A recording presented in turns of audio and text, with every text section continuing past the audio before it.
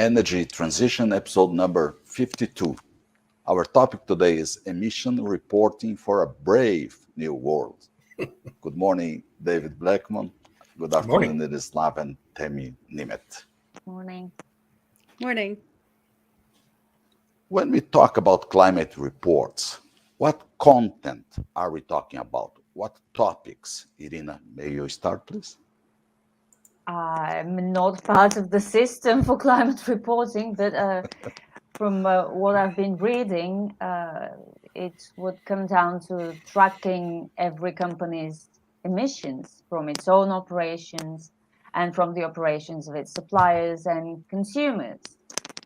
And that's a lot of information for any company beyond, 10 employees.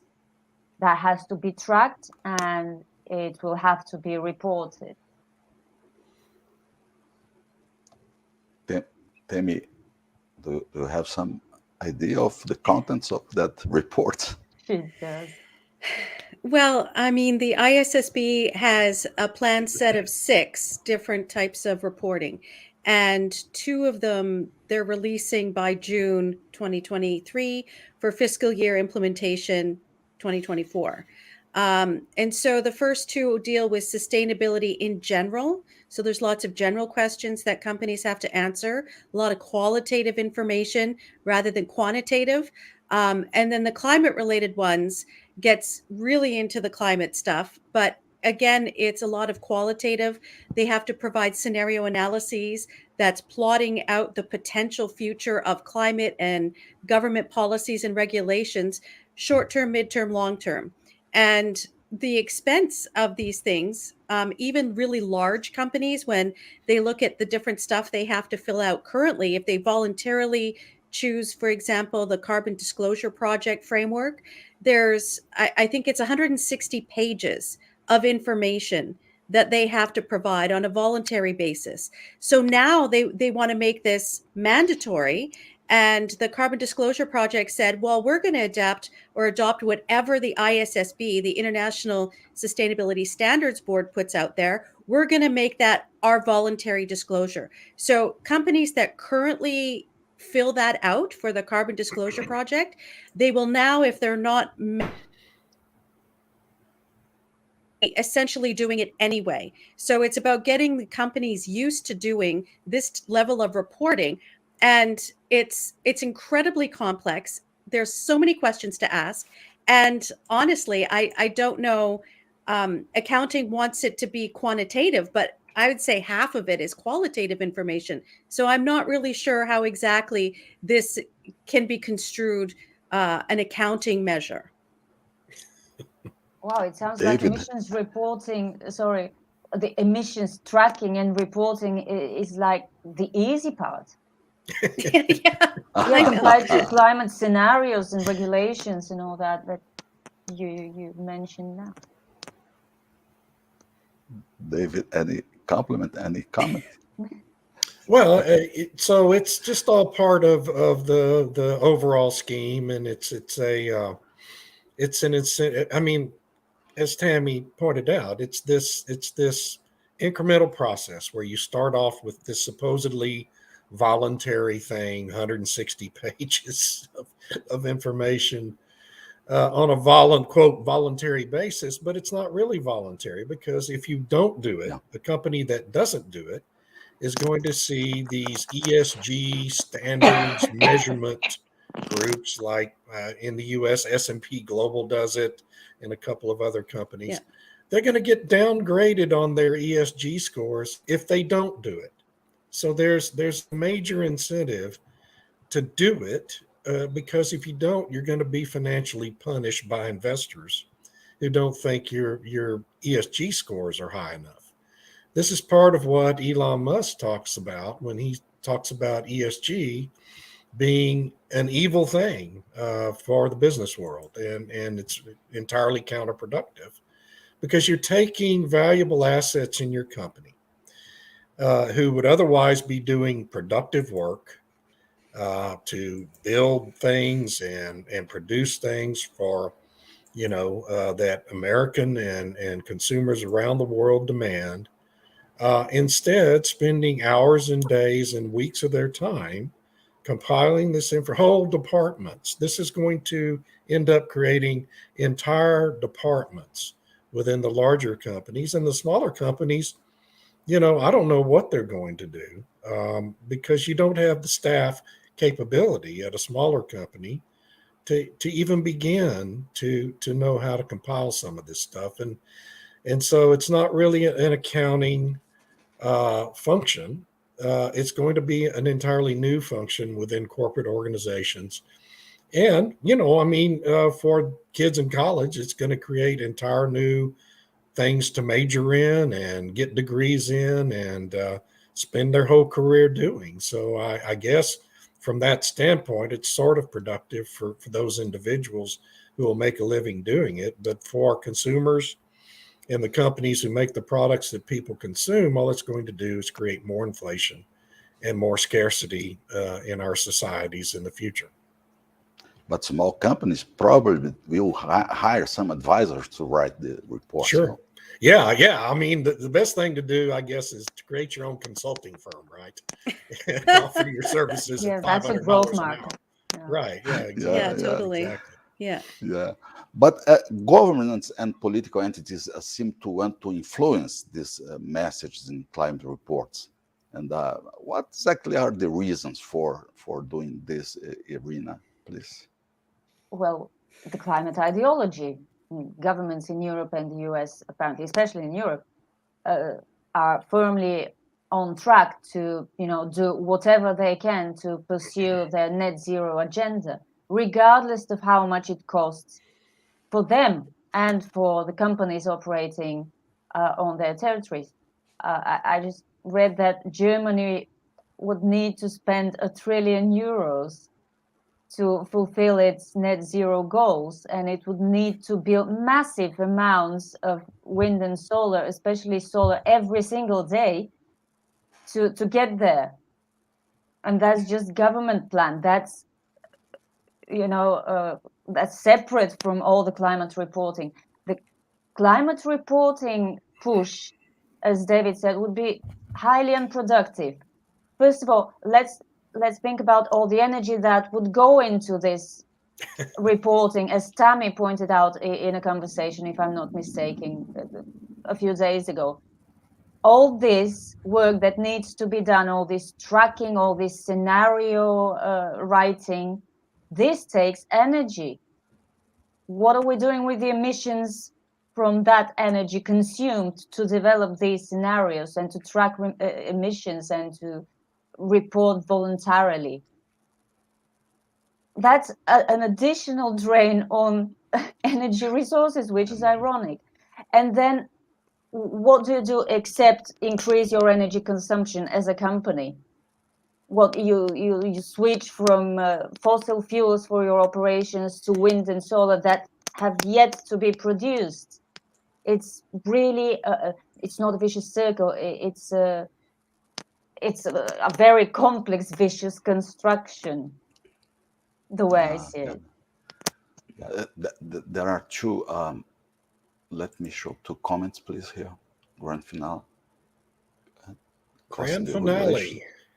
Costly regulation and compliance is nothing new to governments, only now its intentional control or destruction of capitalism has become blatantly obvious. Yes. And, anyone who's read all or part of Greta Thunberg's new book understands that this is it's overtly admitted that this is one of the goals in the climate alarm movement.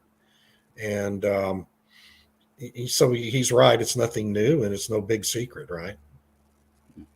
I think what is new, though, is the fact that they're trying to extend this globally so that you wouldn't be able to escape it, right? So if your company is operating in the United States and it falls under these rules, but then you're like, well, I'm going to go to a jurisdiction that doesn't have quite this level of reporting, you won't be able to move there. It'll be the intent is to make it everywhere so that everyone has to at least meet this baseline, because the ISSB is trying to create a global baseline from which countries start from there and then can add more. Like, for example, the European Union introduced its massive ESG program back in November, where they have 16 different volumes of things that, like, parts of the standards that companies have to follow.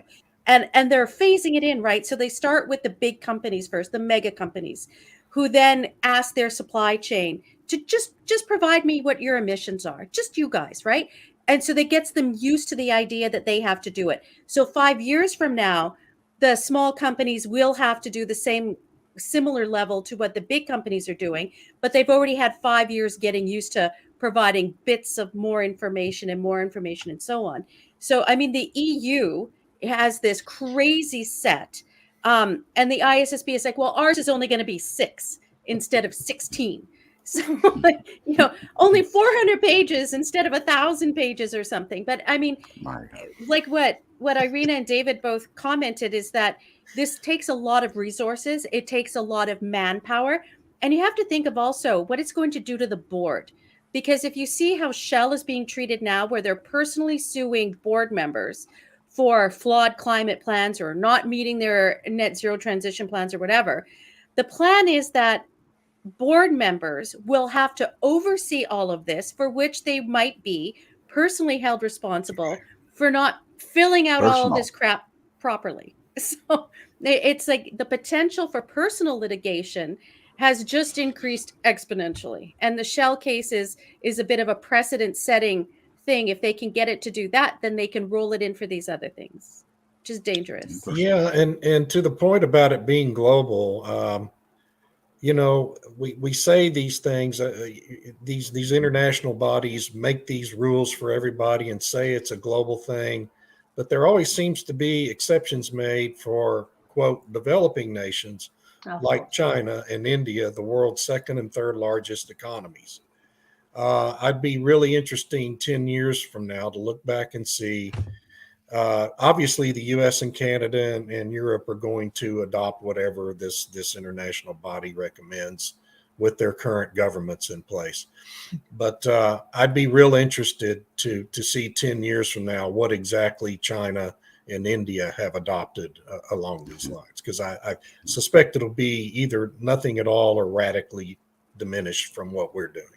Of course. Or they pay lip service to it, right? I mean, they have 2 or 3 members on the International Sustainability Standards Board. One of the members is a vice chair. They're going to be opening an office in Beijing this year. And they're kicking out Deloitte and the big 4 accounting firms because they say national security interests. So then they'll establish their own accounting firms who will then sign off on whatever these standards say. And so then who is going to verify the verifiers in China? It is a question of national security if you think about it. I mean, when a government is deliberately trying to destroy businesses, it is threatening its own national security. It's amazing. Yeah. If you think about it. Yeah, They're trying to run the businesses into the ground and themselves with them. But who demands these standards? The population? Who are demanding? That's a really good question. Doesn't know anything about it. Well, imagine it all germinates from organizations like the NRDC and the Sierra Club, and all these radical organizations. The people that glue themselves to paintings, and I mean, this is where all this nonsense germinates. Universities like Leeds University in England, and it gets and people at those organizations are now running the EPA here in the United States and running, government organizations at the EU and in Germany and all these other countries. And so it quickly makes its way into public policy. And it's a real pernicious process that I honestly don't know how you could ever hope to reverse any of it. But it has the support of big tech, for example, right? And yes, the big exactly. four And the auditors, media, because it's business for them. Sure. Well, it's also they keep saying that the big institutional investors wanted this. So you get the BlackRocks and the people in the World Business Council for Sustainable Development. They were big behind this. The World Economic Forum was in on this. They helped craft these standards originally. The C40 group, which is Mike Bloomberg's group, they were pushing for this. So you get these really big guys who say, we want this for various reasons. And then they sort of say, well, everybody wants this. Investors want it, investors. And it's like, okay, well, which investors precisely are you referring to? And it turns out it's just these big ones. So Right. if BlackRock is pushing this, then everybody else, I guess, is supposed to agree with it. But when push comes to shove and you say, well, who exactly? That's who they mean. They mean these big institutional ones who are holding money for use it to push a certain political agenda. And I don't think that's right. David, this question is for sure for you. Small From companies. another LinkedIn user who's unidentified. Small oil and gas companies went broke trying to meet EPA requirements during the Obama administration. ESG just might put many other small companies out of business.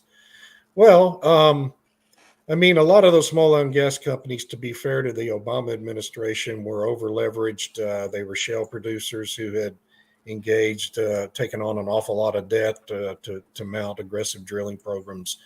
I worked at one such company that went through bankruptcy in 2016 myself. And, yes, the Obama regulations were pernicious and burdensome. But the real problem in the industry during those years was way too much debt and not enough and not a high enough commodity price to pay it off. So, but I see the point, and of course, it's only in this administration is like the Obama administration on steroids, and their regulatory regime is much more burdensome than anything Obama tried to pursue. That's true. And instead of forcing complex standards, 600-page reports and things like that, would it be better to develop technologies and strategies in a very simple way to do this kind of approach?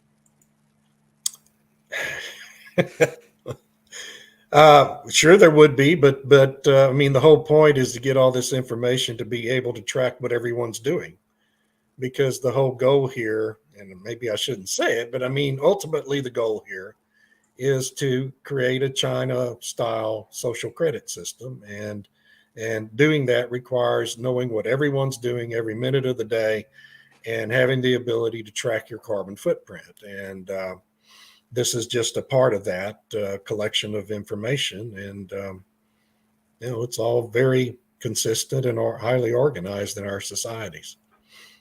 If it's simple, there won't be enough people, enough companies to make money off it. That too, yes. So it has to be complicated. So you need consultants, you need software developers.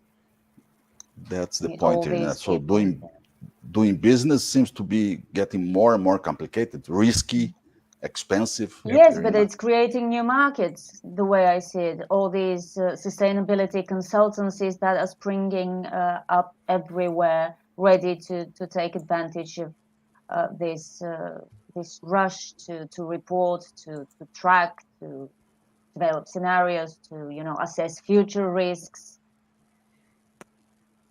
Yeah, and also auditors. So one of the interesting things that came up during the ISSB talks about whether or not they were ready to roll out this new standard, and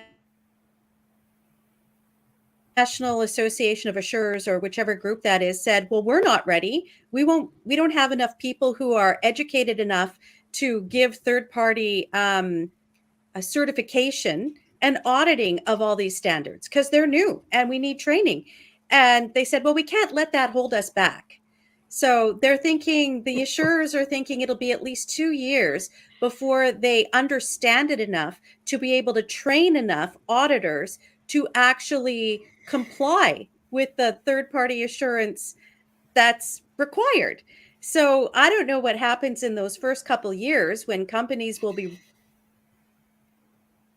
implement this, and they won't be able to get a really accurate assurance on it. So I don't know. Yeah.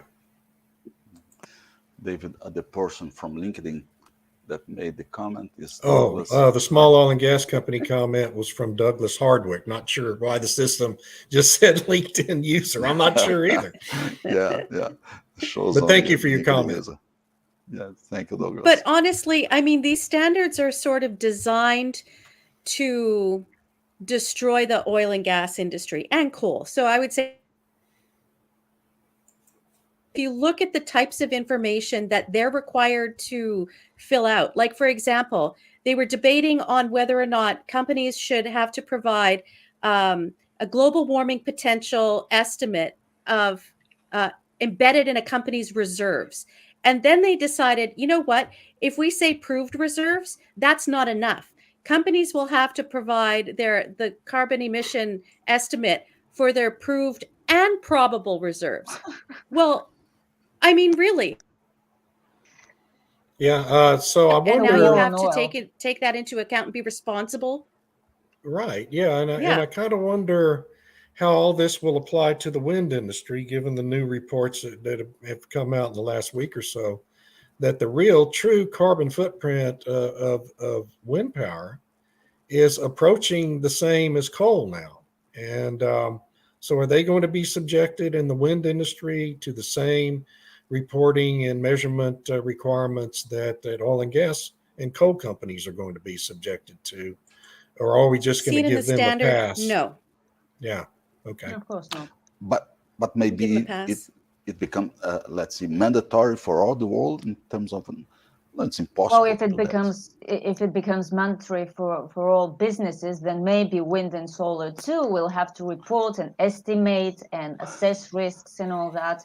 I mean, otherwise it will be way too obvious that there is a double standard. If you standardize, you standardize for everyone. For Yeah. everything. For everything, but it isn't. And I think that's one of the key things that's so troublesome is that if you look at what they're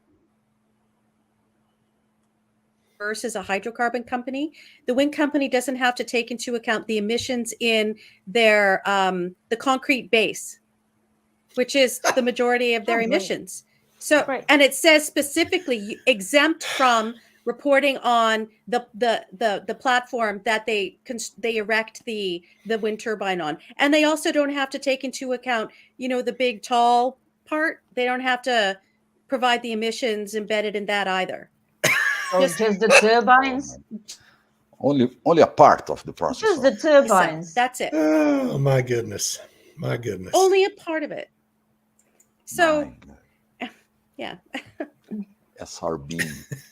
How does the West expect to prosecute a war with windmills, solar panels, and all the associated nonsense? Well, I don't know. You'd have to ask our generals at the Pentagon, I guess. They all seem to be fully on board with all this. So. I'm looking forward to the first solar powered tank. I really, really need to see this. Yeah. I have to. Wait, I have to recharge. Can we just wave the white flag at truce? Yeah. Yeah. Time out Yeah. to recharge. Time out. Yeah. Time David. out. And oil companies, David, what are they doing to oppose this adoption? Or, I mean, are they doing something for that, Irina and David and Tammy? You know, it's. I mean, God bless them. I don't see them really doing much of anything, you know, other than the standard operating procedure, the sorts of things they've always done, and the kind of advocacy they've always done, which has gotten them to this point we're at today. So I keep expecting maybe a change in tactic and a reversal, of course, and a real beefing up of budgets to try to influence public policy. And yet I just saw a report from one of the Washington, D.C. trade associations that noted a media report that said that wind and solar and other renewables industries will spend 3 times the money on lobbying in Washington, D.C. this year than the oil and gas industry is going to spend. Well, I mean, and that's just on the lobbying piece. I mean, the public advocacy piece, the media piece, is probably even a bigger difference than what the oil and gas industry does. So I don't know how you ever expect to even survive, much less win a policy debate, if you're not willing to engage in the fight in any real way. It's like, the oil and gas industries, the Falkland Islands government fighting against the British Empire back in 1982. It's not going to work out well for you at the end of the day. So they're not doing anything real effective as far as I can tell. And I have nothing but the highest respect for the trade associations, but they just do what their members tell them to do and are willing to fund. Yeah, but whatever the oil and gas industry tries to do will be construed as misinformation, disinformation, and propaganda, big oil propaganda. Right. Whatever they say, even when they pledge more investment in wind, solar, hydrogen, whatever, it is still being perceived as, first of all, not enough, nowhere near enough, and then they're just, they're misleading you. They will continue pumping oil and gas. Well, yes, because the world needs it. So there really isn't a public debate, is there, David? No, there's really not, and there never really has been. Yeah, we need to move from fossil fuels, and that's that. They're evil, they're bad, they're responsible for our emissions, so they need to be phased out, and we will kill the industry by any means necessary. It's like a death by 1,000 disclosures or something. Right. I wrote a piece at Forbes last year that basically ended by saying that, the current management teams at these oil companies view their responsibility as managing the decline as well as they can. And so there's not really any real notion that they're going to fight back and win, with a few exceptions. There are guys like Nick Deulius at CNX Energy, who's very much out there in public, and Chris Wright at Liberty Oilfield Services, and those guys who are really making a big effort. Yeah. But at the end of the day, it's, what the oil and gas industry invests in defending itself is a pinprick compared to what the renewables industries and their allies in the news media spend in demonizing them. And so it's a hard war to fight. This point is very important, Irina. Maybe an artificial game among media, government, and let's see, lobbyists. No? Well, there is no media. If we're talking about the big corporate media, they're just amplifiers for the government narrative. That's what they have become, with certain exceptions in terms of articles, stories, and analysis, not in terms of general journalistic agenda, newsroom agenda. What they're doing is they're amplifying this catastrophizing narrative about climate change and everything to do with it. So I wouldn't really call them media in the proper sense of the. I'm sorry, but I'm not it's not trying actual to push journalism. us, but that's not journalism. Right. That's lobbyism or propaganda. Yes, it's propaganda. You will not believe who is following now us. Who is? He has not time enough Luca. to follow us. Armando, you made a mistake. Yeah. The real It's for question is, me. what are all companies doing to appease the government? There's nothing they can do that will appease the government. Yeah, thank you, Luca. Yeah, you're right. Sorry for my mistake. In Canada, the companies are afraid. They're afraid to cross the government. And that's what I hear a lot, is that, we don't want to say anything that's too strong because it'll be used against us. And I thought, but they're already using everything against you. So why wouldn't you stand up and say something? When do you have a good media day? When do you have a good day with Trudeau? I don't think you ever have one, do you?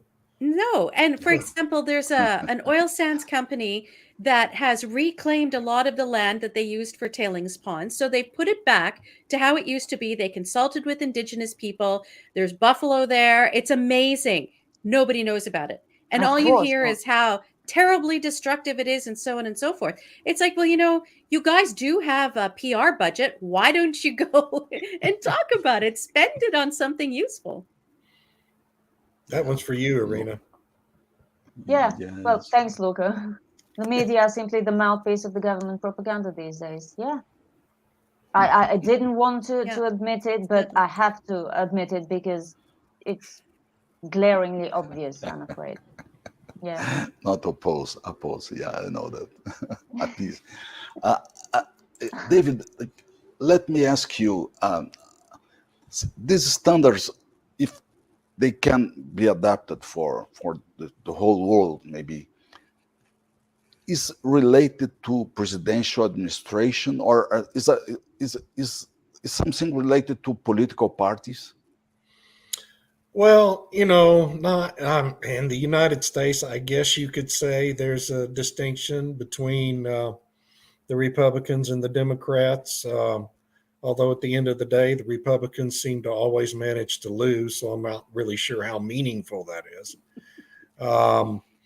And there was certainly a stark difference in the energy policies of the Trump administration and the George W. Bush administration compared to Presidents Obama and Biden.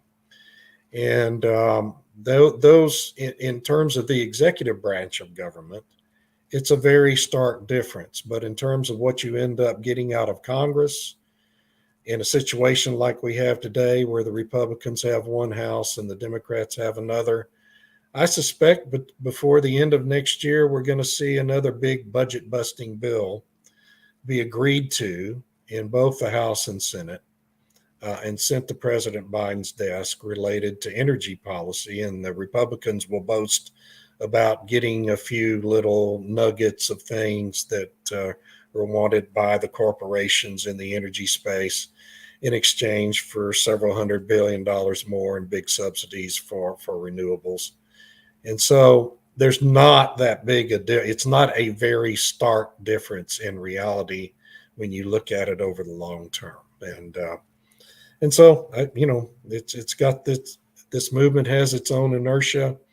It is. I found this on the web. Well, gee, my watch just decided to define inertia for me. I don't know how that happens. Oh, that's right. And it's like an aircraft carrier. Once you get it started and it's moving across the ocean, it's really hard to stop it and turn it around. And particularly if there's no one with the political will to really engage in the fight. Maybe it needs to Moving hit across something. moving across the ocean. So, what's the difference for Europe, Irina and Temi, in this matter? Well, It's Europe even is worse just than the there's US, but please tell me. the ones really driving it. And so, I mean, they meet, the ISSB meets with the people from the Securities Exchange Commission in order to ensure interoperability between whatever the climate disclosure rules the SEC brings in and what the ISSB is doing. And so you have the Europeans saying, well, we're going farther than anybody, but we want everyone to kind of be on a similar trajectory. And you made such a great point about the inertia, because it's so rushed. Why do they need to get this done now? Why do they want it now when normally this stuff takes 7 years, at least 7 years, to go through the different feedback processes and refinements and so on? And one of them said, I think it was the chair, Emmanuel Faber, and he said, we have the momentum now, and we need to capitalize on this momentum. And I think that, there's been some pushback. David, I think you had something about the CEO or the head of Vanguard and said, I don't think ESG funds are actually useful and they don't provide a reasonable return, and we have a certain duty and so on. But in that article in the Wall Street Journal, he also said, I like the idea of these accounting standards. Which will end up contradicting everything I just said. And that was his virtue signal to the climate alarm movement to keep them from jumping all over him for saying what he said in the first place, right? So how do you fight that? I mean, how do you fight that when these CEOs are so intimidated and so afraid of their own shadow about getting attacked by these organizations that spend hundreds of millions, billions of dollars every year engaging in that kind of activity. How do you fight that? It's really hard. And Well, and they've been training the corporate leaders through the Ivy League schools and the business schools yeah. and so on. So now the hiring that these companies are doing, whether it's hydrocarbon companies or banks or investors or whatever, a lot of the younger people who Oh yeah, managing these things, they believe it. yes, So they do. when you have employees within your own organization who are pushing you back from taking a reasonable stand on something, that's then we're in a very dangerous situation, I think. Yeah, but the thing is that inertia, that momentum tends to die out unless there's something to keep it going. To keep it And going. reality is not supportive of this inertia that we're witnessing. And probably that's why they're in a rush to, you know, to do as much harm or good from their perspective as they can in the shortest possible time before reality reasserts itself, which it will inevitably. Yeah, and how's it going to reassert itself? We're going to have an enormous energy crisis in the next few years that is going to be disastrous for Western society. And only then and only then will some of this start to change. Yeah, but before that, it will be disastrous for developing countries. Right, exactly. Which we're seeing, Yeah. Yeah. And so, you know, when we have an energy situation in the Western world that is as disastrous as what Pakistan has been going through over the last year, then we might see all this stuff start to turn around a little bit. But until then, it always takes a crisis, you know, and I'm afraid that's what this is going to take too. And we will all be pretty harshly impacted by it.